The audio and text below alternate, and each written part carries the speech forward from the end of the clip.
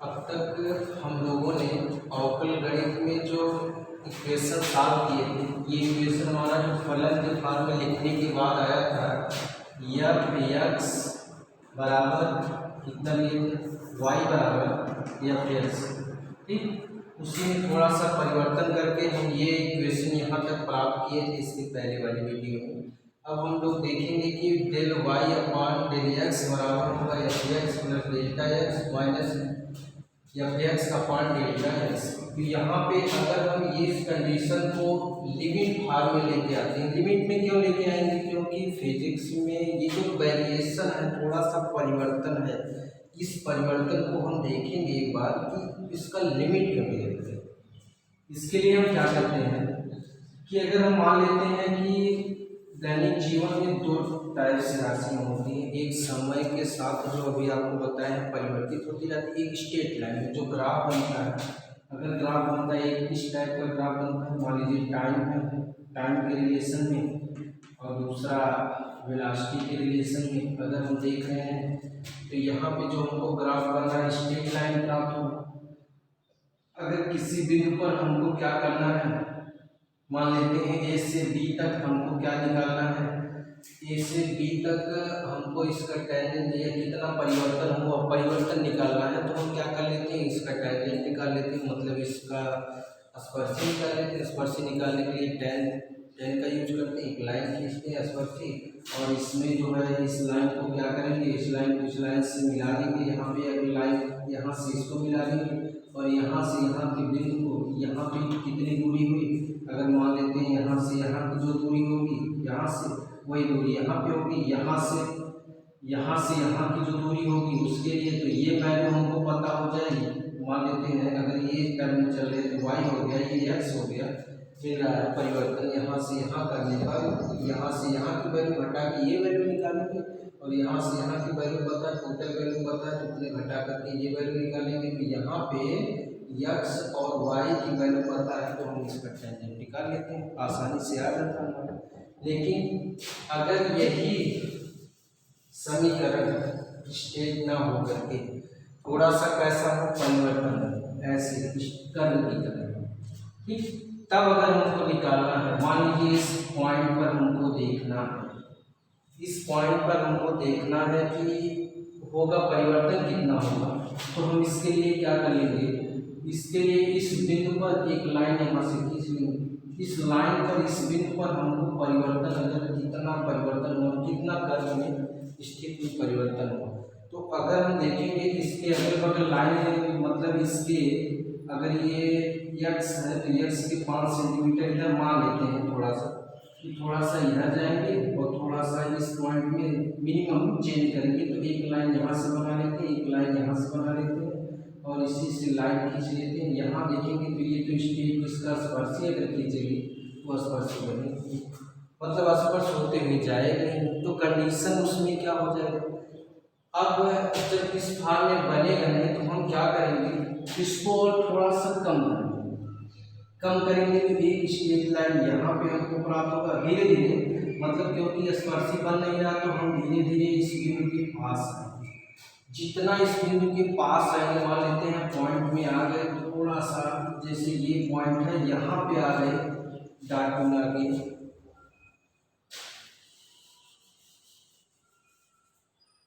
यहाँ पे आ गए थोड़ा सा, और यहाँ पे एक पॉइंट ले लिए, ठीक, इसके लिए और मिनिमम करते गए, तो यहाँ से अगर हमको टेंजेंट इसका अगर खींचना है तो यहाँ पे स्पर्शी बहुत आसानी से बन जाएगी। लेकिन वह पॉइंट कैसा, बहुत मिनिमम, बहुत छोटा है, और जब बहुत छोटा वैल्यू है तो हम उसको क्या मान लेते हैं, एक लिमिट मान लेते हैं, लगभग किसके बराबर होगा, जीरो, लगभग जीरो तो होगा नहीं, क्योंकि जीरो कर देंगे तब इसका टेंजेंट या परिवर्तन कैसे देखेंगे, तो जीरो तो कर नहीं सकते हैं। जीरो जो है अर्थात जीरो के लगभग मानेंगे, तो इस तरीके से हम उसका जो स्पर्शी खींच लेंगे, और जब स्पर्शी खींच लेंगे तो उसका कुछ वैल्यू निकालेंगे। तो हमको कुछ ऐसी स्थितियाँ अर्थात जिसमें परिवर्तनशील होता है, उसमें क्या होता है कि अगर हमको उसका परिवर्तन ज्ञात करना है तो हम उसके लिए एक लिमिट मान करके, बहुत छोटे टर्म को मान करके क्या कर लेते हैं, गणना करते हैं। तो यहाँ पे जो हम वैल्यू माने हैं, यहाँ del Y upon del X, ये भी एक तरीके का क्या है, लिमिट। तो लिमिट के टर्म में है तो क्या कहेंगे, मतलब बहुत सूक्ष्म पद है, इसलिए इनका क्या ले लेंगे, लिमिट लेंगे। लिमिट कहाँ से, लिमिट लेंगे, limit delta x tends to zero, मतलब इसमें यक्स में जो परिवर्तन हो रहा है, क्योंकि यक्स के परिवर्तन से वाई के परिवर्तन, वाई में परिवर्तन हो रहा है, ऐसा यहाँ पर पड़े। तो यक्स में लगभग कितना मानते हैं, लगभग जीरो नहीं है, जीरो के लगभग मान के चलेंगे। क्यों, क्योंकि सही वैल्यू, सही स्थिति ज्ञात करने के लिए हमको इस टर्म तक जाना पड़ता है, परिवर्तनशील होना पड़ता है। तो यहाँ पे क्या हो जाएगा, delta y upon delta x, ठीक, delta y upon delta x, इसको लिख सकते हैं लिमिट एक्स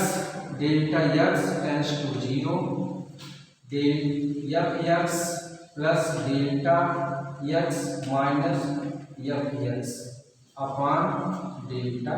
एक्स, ठीक। अब इसी फॉर्म को हम लिख सकते हैं, इसको और छोटे में इसी को लिख सकते हैं D Y upon D x, ठीक।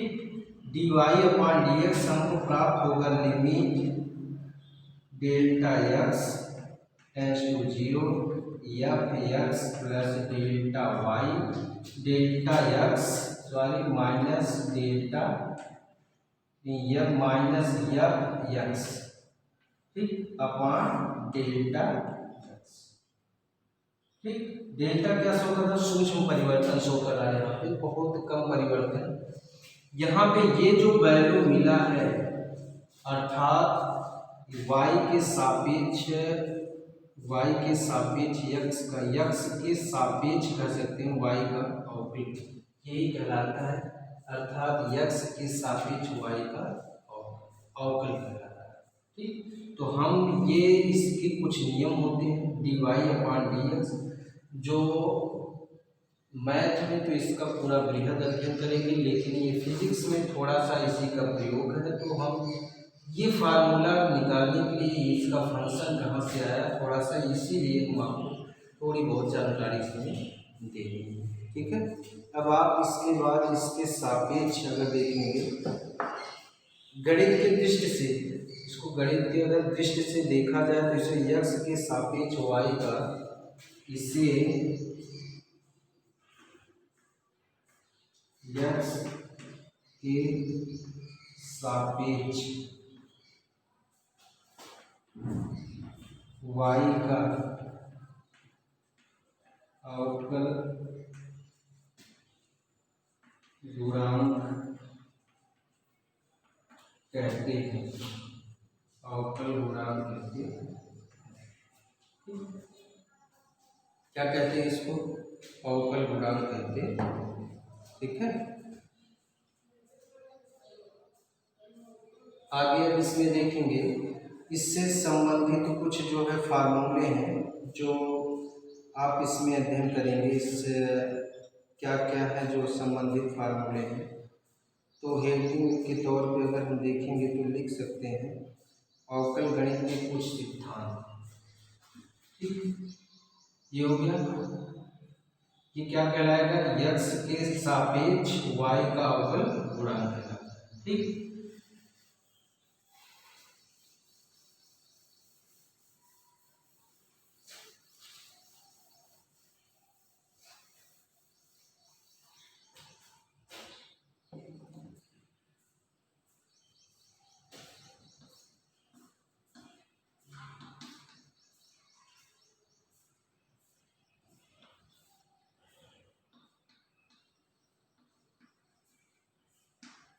अवकल गणित के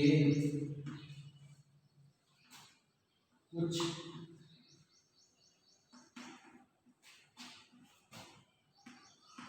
सिद्धांत। पहला इसमें क्या है, पहला सिद्धांत अगर है कोई कांस्टेंट वैल्यू है, अगर कोई कांस्टेंट मतलब सी नियतांक है, यदि सी नियतांक हो तो dy अपान dx इक्वल, अगर c के सापेक्ष हम करते हैं, इसका जो है क्या करते हैं, c के सापेक्ष जो है x के सापेक्ष, मतलब यहाँ पे जो c के साथ सॉरी,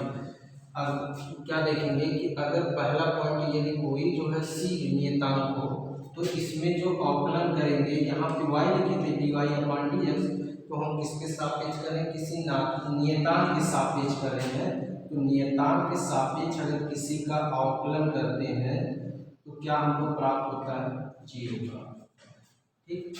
दूसरा पॉइंट, अगर उसमें से कोई एक कांस्टेंट है और दूसरा वेरिएबल, अच्छा जैसे u x मान लेंगे, u कांस्टेंट है और x क्या है, वेरिएबल पर। ठीक, अगर हमको इसका अवकलन करना है तो क्या करेंगे, इसमें हो जाएगा आपका, इसमें आपका हो जाएगा dy अपान y के टर्म में ऐसे लिखते हैं dy अपान dx, तो इस भाग में हमारे यहाँ इसके स्थान पे क्या है, ux है, तो इसको अगर करेंगे तो क्या मिल जाएगा हमको, u कांस्टेंट है, बाहर इसमें आ जाएगा, इसी का केवल टर्म बचेगा, तो हमको u और dx अपान dx, तो इसका अगर वैल्यू हम देखेंगे तो 1 आ जाएगा, तो हमको मिलेगा कितना, u मिल जाएगा। ठीक,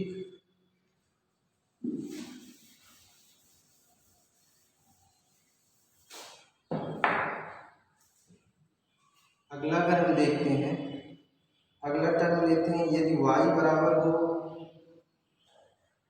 यदि तीसरा पॉइंट सिद्धांत, इसी सिद्धांत में यदि y बराबर है u plus v plus minus करके हो, कोई ऐसा टर्म हो, अगर उसका हमको क्या करना है, समाकलन करना है, सॉरी अवकलन करना है, तो क्या लिखेंगे, dy अपान dx के टर्म में, तो हो जाएगा इसमें पहले पद का कर लेंगे जो है, और फिर जो है दूसरे पद का कर लेंगे। ठीक है, तो क्या लिखेंगे, इसके लिए लिख लेंगे du अपान dx प्लस माइनस dv अपान dx। ठीक, dv अपान dx, ये पहला पार्ट आप पढ़ रहे हैं, फिजिक्स का फर्स्ट पार्ट पढ़ रहे हैं। ठीक है, आगे अगर हम देखेंगे चौथा, अगर किसी में लिखा गया हो कि यदि y बराबर कितना हो, u अपान v, ठीक है, भाग के टर्म में, तब क्या करेंगे, भाग के टर्म में होगा तो उसके लिए हम देखेंगे क्या लिख सकते हैं, भाग के पहले हम गुणा का अगर टर्म देखेंगे, यहाँ लिख सकते हैं डी u इंटू वी, तो लिख सकते हैं इसको अगर, तो डी वाई अपान डी एक्स के टर्म में, तो प्रथम पद फिर द्वितीय पद का अवकलन गुणांक लिखते हैं, फिर प्लस द्वितीय पद कितना, ये प्रथम पद ये द्वितीय पद, तो प्रथम पद फिर द्वितीय पद का लिखेंगे, द्वितीय पद फिर द्वितीय पद फिर प्रथम पद। ठीक, अगला टर्म अगर इसी तरीके से ये गुणा के लिए हुआ, ये जोड़ और घटाने के लिए हुआ, अब अगर हम भाग के लिए देखेंगे तो क्या हमारा बन जाएगा,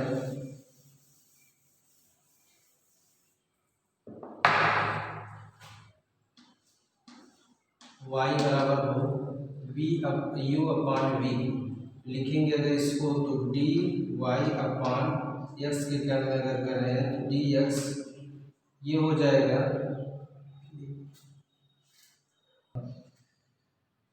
dy y के लिए लिखेंगे du अपान, अगर इसको भाग कर रहे हैं तो वहाँ पे लिखेंगे dy अपान dx बराबर होगा, ये होगा आपका, यहाँ पे हर देख रहे हैं, ये क्या हमारा अंश बटे हर है, तो पहले हर पद लिख लेंगे, सॉरी हाँ हर का लिखेंगे, इसके बाद अंश का क्या कर देंगे, अवकलन कर देंगे, माइनस फिर अंश फिर हर का अवकलन और पूरे का बटे जो लिखेंगे क्या लिखेंगे, हर का स्क्वायर। इस तरीके से जो है अगर डिवाइडेशन करना है तो हम फॉर्मेशन जो है इक्वेशन बनाएंगे। ठीक, धन्यवाद। अगले वीडियो में आगे आप देखेंगे। ठीक है, ठीक, धन्यवाद।